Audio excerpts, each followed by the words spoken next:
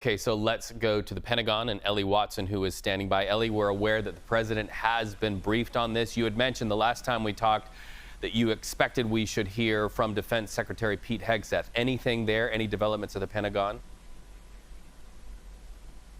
Not yet. I think the Defense Secretary will likely be briefed today, but we haven't heard an update on that. We're hearing from Army officials who are still working to confirm the extent of the injuries. We know 5 soldiers shot.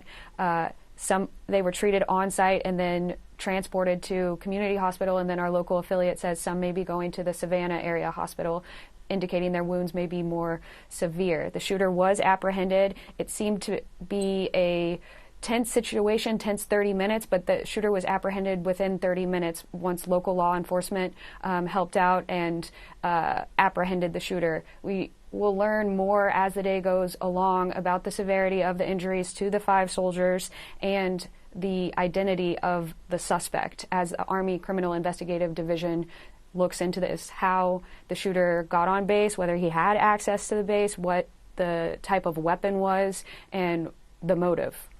Well, and all eyes right now are on that Fort Stewart campus there where thousands of people live. But we also are aware that Fort Stewart is one of many military bases all over the United States.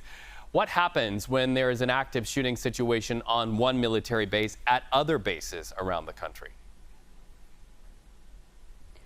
I think the Army will be on high alert throughout the country just to make sure, as your previous guest noted, that no one who has an axe to grind with the Army tries to take advantage of some of the tension, some of the stress that is coming out of the incident at Fort Stewart today. Fort Stewart says there's no more active threat to the base there, but the Army, the military across the country will continue to monitor to make sure there are no copycats who try and take advantage.